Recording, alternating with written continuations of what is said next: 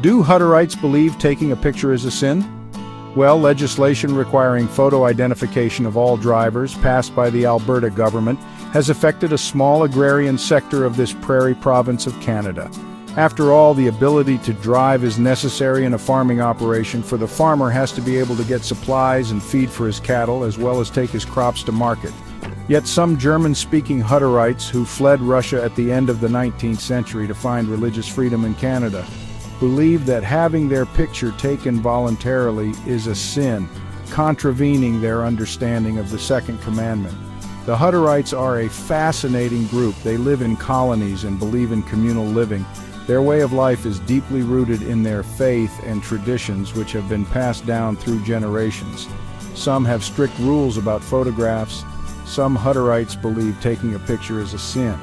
They base this on the 10 Commandments, which are central to their religious beliefs and daily practices. The Second Commandment tells people not to make or worship images or idols. This commandment is interpreted very strictly by the Hutterites. They believe that creating any image, including photographs, can lead to idolatry. It is informative for an outside observer to look closely at how the Hutterites arrived at their objection of faith. Although the Hutterites learn English in school, they still converse among themselves and have their services in Low German. At the end of the 19th century, when the Hutterites came to Canada, Luther's translation of the Bible was the one used almost exclusively. Here, the Second Commandment contains a prohibition against making a bildnis. Bild is the German word for picture, so one can see how some obtained their belief that having picture identification would be a sin. Since then, in 1909, the Elberfeld translation was issued by R. Brockhaus. In this translation, the prohibition is against making a geschnitztes Bild, or carved picture or image. This is more in line with the original Pesel, which means graven, cut, or hewn image. Reading the rest of the commandment makes it clear that it concerns making and worshiping these things, as some Hutterites have realized.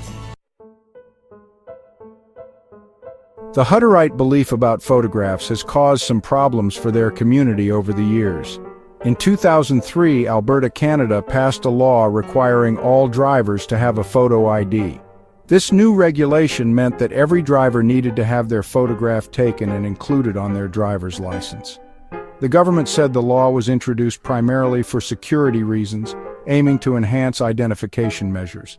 However, it clashed with some Hutterites' deeply held religious beliefs which prohibit the taking of photographs. As a result, some Hutterites refused to get driver's licenses, standing firm in their convictions. They did not want their pictures taken, believing it was against their religious principles.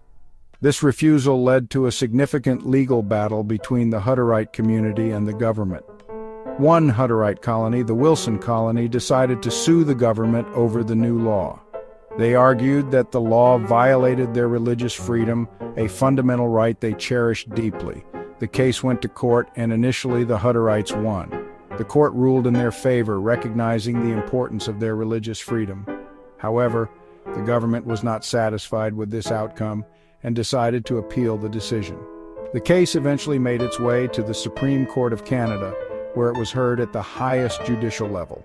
The court's final decision upheld the new law and had a profound impact on the interpretation of religious freedom in Canada, setting a precedent for future cases. Not all Hutterites agree about photographs. Some believe that photographs are acceptable. They argue that photographs are not idols. They are simply images. These Hutterites believe that photographs can be used for good. For example, they can be used to document history.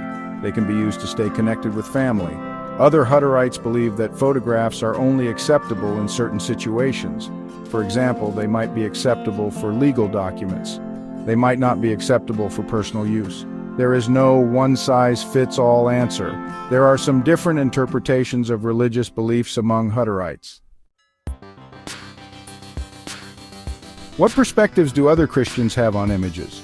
Clearly, other Christian denominations have different views on images. Most Christians believe that images are acceptable. They argue that God created the world. He created it with images. Therefore, images cannot be inherently bad. These Christians believe that it is important to use images responsibly. They should not be used for idolatry. They should be used to glorify God. Other Christians believe that images should be avoided altogether, such as having an image of the Pope in a home.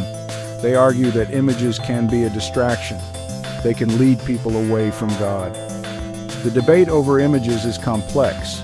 There are valid arguments on both sides.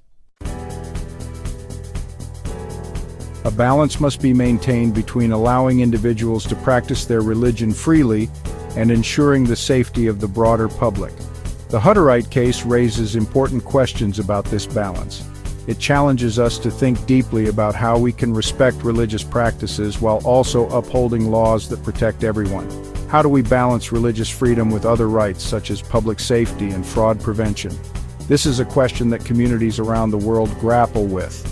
The government has a responsibility to protect its citizens from harm. This includes ensuring that laws are in place to prevent criminal activities. However, the government also has a responsibility to protect religious freedom. This means allowing people to practice their religion freely, without fear of discrimination or undue restriction.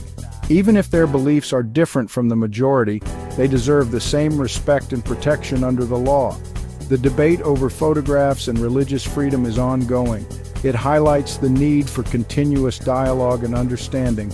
Only then can we create a just and equitable society for all, where every individual feels valued and protected. Thanks for watching.